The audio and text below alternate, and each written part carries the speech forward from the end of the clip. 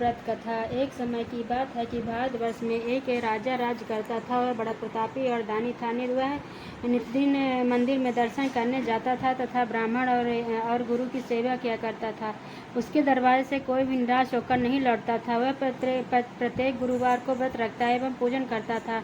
हर एक दिन गरीबों की सहायता करता था, परंतु यह बात उसकी रानी को अच्छी नहीं लगती थी। वह न व्रत करती और न किसी को एक दमड़ी पैसा तक दान में देती थी तथा राजा से भी ऐसा करने को मना किया करती थी। एक समय की बात है कि राजा तो शिकार खेलने बनकर गए हुए थे, तो रानी और दासी उस समय गुरु बृहस्पतिवार एक साधु का रूप धारण कर राजा के दरवाजे पर भिक्षा मांगने के लिए गए। रानी से भिक्षा मांगी तो वह कहने लगी, हे साधु महाराज, मैं इस दानपुण्य से तंग आ गई हूँ। मेरे से तो घर का ही कार्य समाप्त नहीं होता है।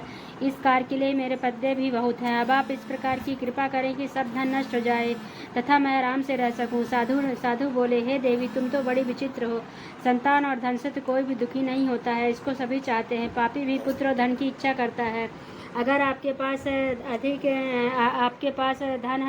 अधिक धन है तो भूखे मनुष्य को भोजन कराओ, प्याऊ पर लगवाओ, ब्राह्मणों को दान दो तथा धर्मशाला बनवाओ, कुआं, तालाब, बागड़ी, बाग बगीचे आदि का निर्माण कराओ तथा निर्धन मनुष्यों को कुहाई कन्याओं का विवाह कराओ और अनेकों यज्ञादि धर्म करो। इस प्रकार के कर्मों से आपका कुल और आपका नाम परलोक में सार्थक हो जाएगा एवं स्वर्ग की प्राप्ति होगी। मगर वह रानी इन बातों से खुश न हुई और बोली, हे साधु महाराज, मुझे ऐसे धन की आवश्यकता नहीं है जिसको और मनुष्यों को दान दूं तथा जिसको रखने संभालने में मेरा सारा समय बर्बाद हो जाए। साधु ने कहा, हे देवी, तुम्हारी ऐसी इच्छा है तो ऐसा ही होगा। मैं तुम्हें बताता हूँ, ऐसा ही करना। बृहस्पतिवार के दिन घर गोबर से लीपना, अपने केसों को धोना, केसों को धोते समय स्नान करना, राजा से कहना कि हजामत करवाए, भोजन में मांस, मदिरा, कपड़ा, धोबी के हाथ धुलने डालना। इस प्रकार 7 बृहस्पतिवार करने से सब धन नष्ट हो जाएगा। यह कहकर वहाँ साधु महाराज वहाँ से अंतर्धान हो गए। रानी ने साधु के कहने के अनुसार वैसा ही किया कि 3 बृहस्पतिवार बीते थे कि उसका समस्त धन नष्ट हो गया और भोजन के लिए तरसने लगे। दोनों समय तरसने लगे तथा सांसारिक भोगों से दुखी रहने लगे। तब वह राजा रानी से कहने लगा कि रानी, तुम यहाँ पर रहो, मैं दूसरे देश को जाऊँ, क्योंकि यहाँ पर मुझे समुद्र जानते हैं, इसलिए कोई कार्य भी नहीं कर सकता। देश चोरी परदेश भी बराबर है। ऐसा कहकर राजा प्रदेश चला गया।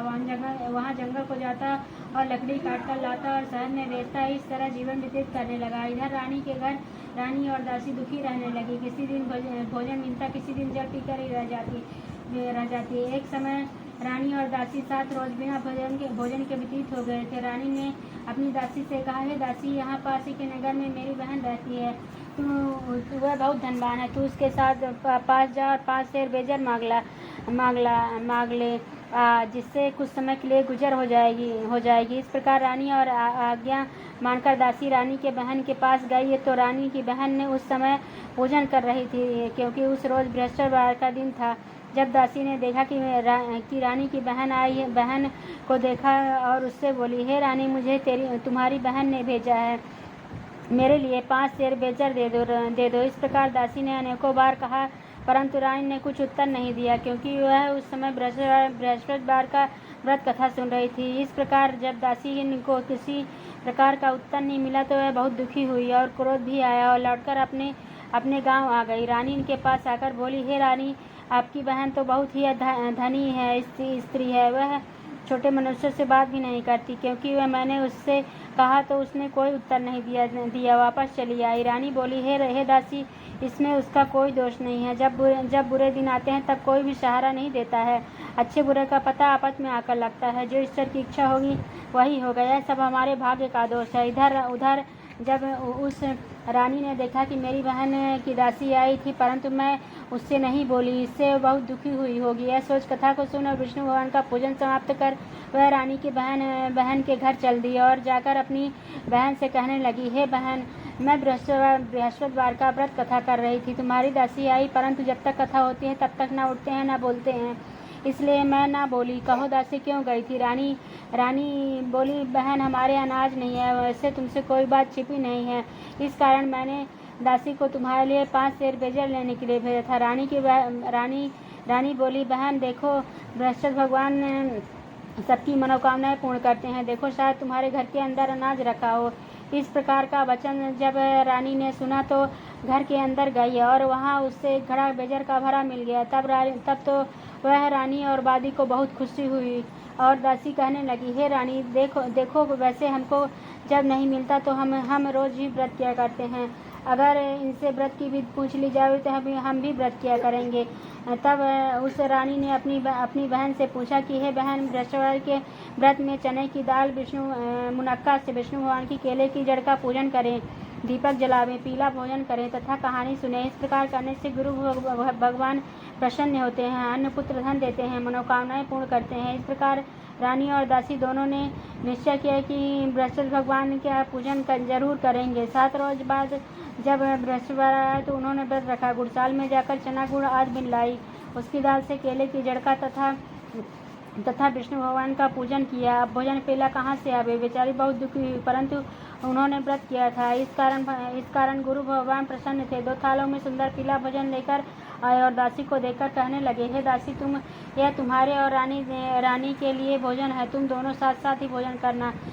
भोजन पाकर बड़ी प्रसन्न हुई और दासी और रानी से बोली, चलो रानी जी, भोजन कर लो। रानी को इस विषय में कुछ पता नहीं था, इसलिए वह दासी से बोली, तुम ही भोजन कर ले, क्योंकि तू हमारी व्यर्थ में हंसी उड़ाती है। दासी बोली, एक महात्मा भोजन दे गया है। रानी कहने लगी, वह भोजन तेरे लिए ही दे गया है, तू ही भोजन कर। दासी ने कहा, वह महात्मा हम दोनों के लिए 2 थालों में सुंदर पीला भोजन देकर गया है, इसलिए हम और तुम दोनों साथ साथ ही भोजन करेंगे। इस प्रकार रानी और दासी वादी दोनों ने गुरु भगवान को नमस्कार कर भोजन प्रारंभ किया तथा वह प्रत्येक बृहस्पतिवार को गुरु भगवान का व्रत और विष्णु भगवान का पूजन करने लगी। बृहस्पति भगवान की कृपा से रानी और दासी के पास धन हो गया। रानी फिर उसी प्रकार आलस्य करने लगी। तब दासी बोली, देखो रानी, तुम पहले भी इस प्रकार आलस्य करती थी, तुम्हें धन रखने में कष्ट होता था, इस कारण सभी धन नष्ट हो गया। अब गुरु भगवान की कृपा से धन मिला है तो फिर तुम्हें आलस्य होता है। बड़ी मुसीबतों के बाद हमने धन पाया है, इसलिए हमें दान पुण्य करना चाहिए तथा भूखे मनुष्यों को भोजन कराओ, पियाओ, लगवाओ, ब्राह्मणों को दान दो, कुआं, तालाब, बावड़ी आदि का निर्माण कराओ, मंदिर पाठशाला बनवाओ, दान दो, कुंवारी कन्याओं का विवाह कराओ, धन को शुभ कर्मों में खर्च करो, जिससे तुम्हारे कुल का यश बढ़े तथा स्वर्ग की प्राप्ति हो और पितर प्रसन्न होवे। तब रानी ने इसी प्रकार कर्म करने प्रारंभ किए तो काफी यश फैलने लगा। एक दिन रानी और दासी विचार करने लगी, ना जाने राजा किस प्रकार होंगे, उनकी कोई खबर नहीं है। गुरु भगवान से उन्होंने प्रार्थना की और भगवान ने रात में राजा को स्वप्न में कहा, हे राजा, उठ, तेरी रानी तुझको याद करती है, अपने देश को चल जा। राजा प्रातःकाल उठा और विचार करने लगा। स्त्री जाति खाने और पहनने की संगनी होती है, साथी होती है, पर भगवान की आज्ञा मानकर वह अपने नगर को चलने को तैयार हुआ। उससे पूर्व जब राजा परदेश में चला गया तो परदेश में दुखी रहने लगा। प्रतिदिन जंगल में से लकड़ी बीनकर लाता और शहर में बेचता दुखी जीवन बड़ी कठिनता से व्यतीत करता था।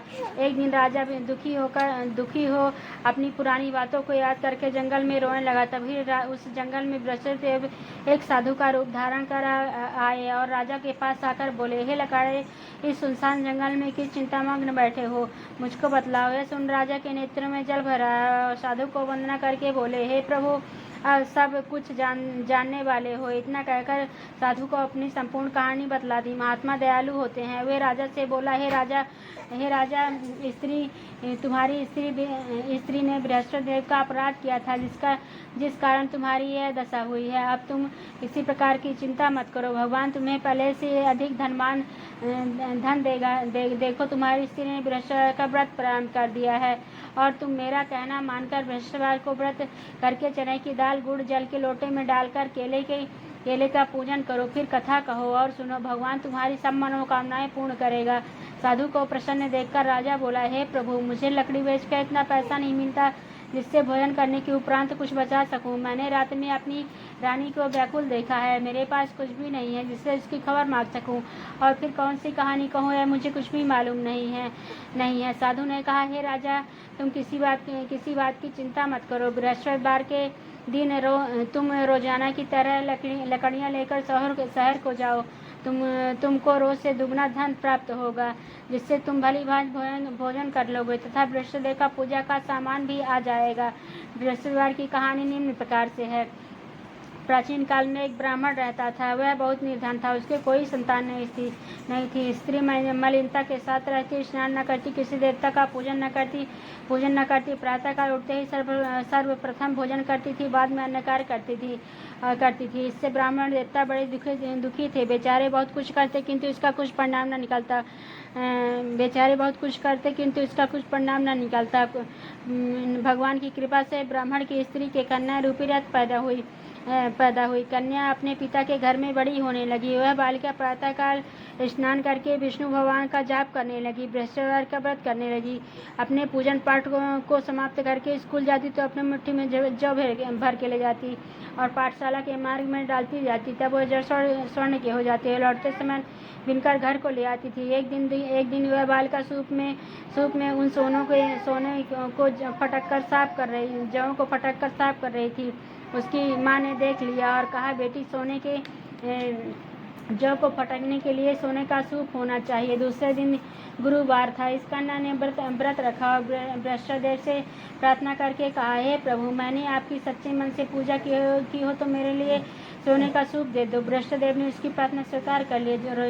रोजाना की तरह वह कन्या जौ फैलाती हुई जाने लगी। जब लौटकर जौ बीन रही थी तो बृहस्पतिदेव की कृपा से सोने का सूप मिला। उसे घर को ले आया, उसमें से जौ साफ करने लगी, परंतु उसकी माँ का वही ढंग रहा। एक दिन की बात है कि वह कन्या सोने के सूप में जब फटक कर साफ कर रही थी, उस समय उस शहर का राजपुत्र वहां से होकर निकला। इस कन्या के रूपाकार को देखकर मोहित हो गया तथा अपने घर आकर भोजन तथा जल त्याग कर उदास होकर लेट गया। राजा को जब इस बात का पता लगा तो मंत्री अपने प्रधानमंत्रियों के साथ अपने पुत्र के पास गए और बोले, हे बेटा, तुम्हें किस बात का कष्ट है? किसी ने अपमान किया हो अथवा और कारण हो सो कहो, मैं वही कार्य करूँगा जिससे तुम्हारी प्रसन्नता हो।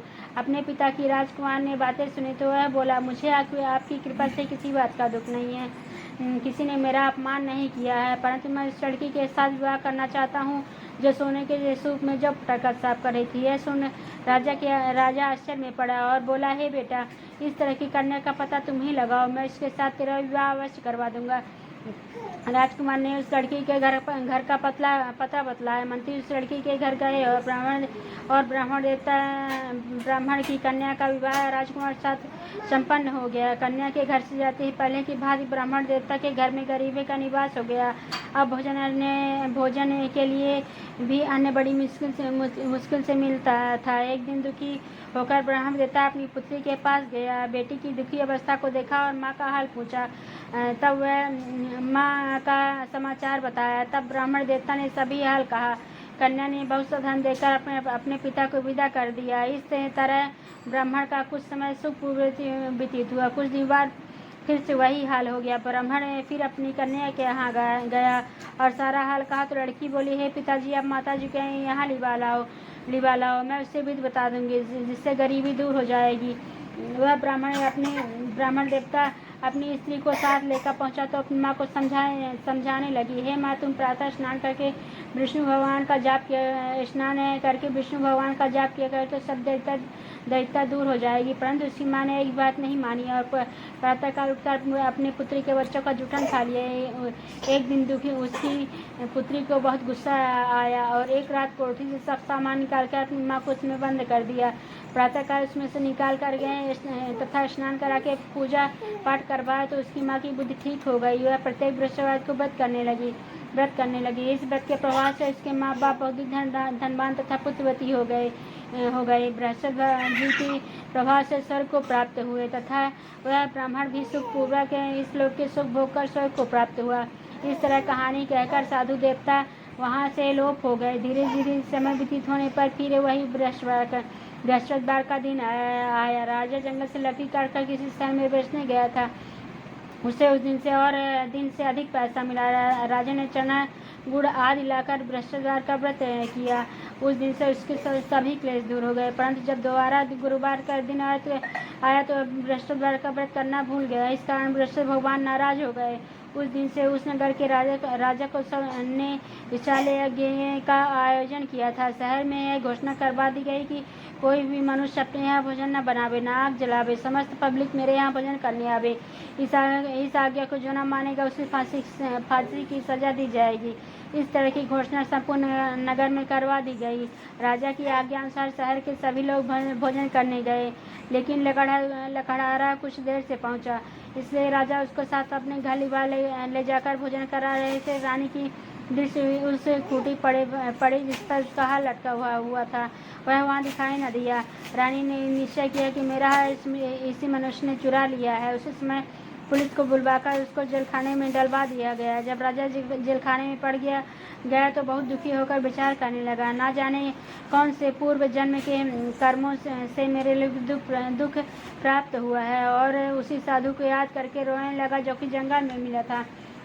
उसी समय तत्काल वृषभदेव साधु के रूप में प्रकट हो गए और उसकी दशा को देखकर कहने लगे, अरे मूर्ख, तूने वृषभदेव की कथा नहीं की, इस कारण तुझे दुख प्राप्त हुआ है। अब तुम चिंता मत कर। वृषभ भगवान के दिन जेलखाने के दरवाजे पर 4 पैसे पड़े मिलेंगे। उससे तू वृषभदेव के देवता की पूजा करना, तेरे सब कष्ट दूर हो जाएंगे। बृहस्पतिवार के रोज उसे 4 पैसे पड़े मिले। राजा ने कथा कही। उसी रात को वृषभदेव ने नगर के राजा को स्वप्न में कहा, हे राजा, तुमने जिस आदमी को बंद कर दिया है वो निर्दोष है, वह राजा है, उसे छोड़ देना। रानी का हार खूंटी पर लटका हुआ है, अगर तू ऐसा नहीं करेगा तो मैं तेरे राज्य को नष्ट कर लूंगा। इस तरह की रात को सपनों को देखकर राजा प्रातःकाल उठा हुआ और खूंटी पर हार लटका हुआ देखकर राजा को बुलाकर क्षमा मांगी तथा एक सुंदर आभूषण देकर विदा किया। गुरुदेव की आज्ञा अनुसार राजा अपने नगर को चल दिया। राजा जब नगर के निकट पहुंचा तो बड़ा आश्चर्य हुआ। नगर में पहले से अधिक बाग, तालाब तथा कुएं तथा बहुत सी धर्मशालाएं, मंदिर आज बन गए थे। राजा ने पूछा है कि यह किसका बाग और धर्मशाला है। तब नगर के रानी सब लोग कहने लगे, रानी और बादी के हैं। तो राजा को बड़ा आश्चर्य हुआ, गुस्सा भी आया। जब रानी ने यह खबर सुनी कि राजा आ रहे हैं तो उसने बादी से कहा, हे दासी, देख राजा हमको कितनी बुरी हालत में छोड़ गए थे, वह हमारी ऐसी हालत देखकर लौट न जावे, इसलिए तू दरबार पर खड़ी हो जा। राजा आज्ञा अनुसार रानी आज्ञा अनुसार दासी दरबार पर खड़ी हो गई और राजा आए तो अपने साथ युवा लाई। तब राजा ने क्रोध करके अपनी तलवार निकाली है। पूछने लगे, धन तुम्हें कैसे प्राप्त हुआ है? तब उन्होंने कहा, हमें धन वृषभदेव के व्रत के प्रभाव से प्राप्त हुआ है। राजा ने निश्चय किया कि 7 रोज बाद तो सभी वृषभदेव का पूजा करते हैं, परंतु मैं रोजाना दिन में 3 बार कहानी कहा करूँगा तथा रोज व्रत किया करूँगा। अब हर समय राजा के दुपट्टे में चने की दाल बंधी रहती तथा दिन में 3 बार कहानी कहता। एक रोज राजा ने विचार किया कि चलो अपनी बहन के यहाँ हो आवे। इस तरह निश्चय कर राजा घोड़े पर सवार अपनी बहन के यहाँ को चलने लगा। मार्ग में उसने देखा कि कुछ आदमी एक मुर्दे को लिए जा रहे हैं। उन्हें रोककर राजा कहने लगा, अरे भाई, तुम मेरी बृहस्पतिवार की कहानी सुन लो। वो बोले, लो, हमारा आदमी मर गया है, इसे अपनी कथा की पड़ी है, इसको अपनी कथा की पड़ी है। परंतु कुछ आदमी बोले, अच्छा कहो, हम तुम्हारी कथा भी सुनेंगे। राजा ने दाल निकाली और कथा जब कथा आधी हुई थी कि मुर्दा हिलने लग गया और जब कथा समाप्त हो गई तो वह राम राम करके वह मनुष्य उठकर खड़ा हो गया। आगे मार्ग में उसे एक किसान खेत में हाथ जाता मिला। राजा ने उसे देखा और उससे बोला, अरे भैया, तुम मेरी बृहस्पतिवार की कथा सुन लो।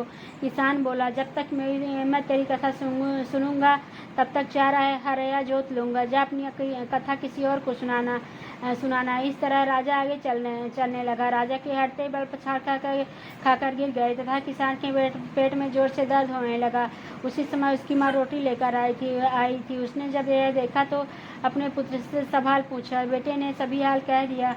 बुढ़िया दौड़ती घुड़सवार के पास गई और बोली, अरे मैं तेरी कथा सुनूंगी, तू अपनी कथा मेरे खेत पर ही चलकर कहना। राजा ने बुढ़िया के खेत पर जाकर कथा कही। सुनते उसके बैल उठकर खड़े हुए तथा किसान के पेट का दर्द बंद हो गया। राजा अपनी बहन के घर पहुंच गया। बहन ने भाई की खूब कहानी की। दूसरे रोज प्रातःकाल जागा तो वह देखने लगा कि सब लोग भोजन कर रहे हैं। रानी ने अपनी बहन से कहा कि ऐसा कोई मनुष्य है जिसने भोजन न किया हो, मेरी बृहस्पतिवार की कथा सुन ले। बहन बोली, हे भैया, यह देश ऐसा ही है, पहले यहाँ भोजन करते हैं, बाद में अन्य कार्य करते हैं। अगर कोई पड़ोस में हो तो देखाऊँ। ऐसा कहकर देखने चली गई, परंतु ऐसा कोई भी व्यक्ति नहीं मिला जिसने भोजन न किया हो। आता है एक कुम्हार के घर गई जिसका लड़का बीमार था। उसके यहाँ से 3 दिन से किसी ने भोजन नहीं किया था। रानी ने अपनी भाई की कथा सुनने के लिए कुम्हार से कहा तो कुम्हार तैयार हो गया। राजा ने जाकर बृहस्पतिवार की कथा कही, जिसको सुनते ही उसका लड़का ठीक हो गया। अब तो राजा की प्रशंसा होने लगी। एक दिन राजा ने अपनी बहन से कहा कि हे बहन, हम अपने घर को जाएंगे, तुम भी तैयार हो जाओ। राजा की बहन ने अपनी सास से कहा। सास बोली, हाँ चली जा, परंतु अपने लड़कों को मत ले जाना, क्योंकि तेरे भाई की औलाद नहीं है। बहन ने अपने भाई से कहा, हे भैया, मैं चलूँगी, परंतु कोई बालक नहीं जाएगा। जब कोई बालक नहीं जाएगा तब तुम ही क्या करेगी। बड़े दुखी मन से राजा अपने नगर को लौट आया। राजा ने अपनी रानी से आकर कहा, हम निवासी राजा हैं, हमारा मुख देखने का धर्म नहीं है, कुछ भोजन आज नहीं किया। रानी बोली, हे प्रभु, बृहस्पति देव ने हमें सब कुछ दिया है, हमें औलाद अवश्य देंगे। उसी रात को बृहस्पति देव ने राजा से स्वप्न में कहा, हे राजा उठ, सभी सोच को त्याग दे, तेरी रानी गर्भ से है। राजा को यह बात सुनकर बड़ी खुशी हुई और 9वें महीने में उसके गर्भ से सुंदर पुत्र पैदा हुआ। तब राजा बोला, हे रानी, स्त्री बिना भोजन के रह सकती है, बिना कहे नहीं रह सकती। जब मेरी बहन आवे तो उससे कुछ मत कहना। रानी ने सुनकर हाँ कह दिया। जब राजा की बहन ने शुभ समाचार सुने तो बधाई लेकर अपने भाई के यहाँ अपने भाई के यहाँ आई। तभी रानी ने कहा, घोड़ा चढ़ी नहीं आई, गधा चढ़ी आई। राजा की बहन बोली, भाभी, मैं इस प्रकार न कहती, तुम्हें औलाद कैसे मिलती। बृहस्पति देव ऐसे हैं, जिसके मन में मनोकामनाएं हैं सभी को बृहस्पति भगवान पूर्ण करते हैं। जो सद्भावना पूर्वक बृहस्पति का व्रत करता है एवं कथा पढ़ता है अथवा सुनता है, दर्शन सुनाता है, बृहस्पति देव उसकी सभी मनोकामनाएं पूर्ण करते हैं। भगवान की कृपा से बृहस्पति देव उनकी सदैव रक्षा करते हैं। संसार में सद्भावना से भगवान जी का पूजन व्रत सच्चे हृदय से करते हैं तो उनकी सभी मनोकामनाएं पूर्ण करते हैं। जैसी सच्ची भावना से रानी और राजा ने उनकी कथा का गुणगान किया तो उनकी सभी इच्छाएं बृहस्पति देव जी ने पूर्ण की थी। इसलिए कथा सुनने के बाद प्रसाद लेकर जाना चाहिए। हृदय से मनन करते हुए जयकार बोलना चाहिए। बोलो विष्णु भगवान की जय, बृहस्पति देव की जय। इति बृहस्पति देव व्रत कथा समाप्त।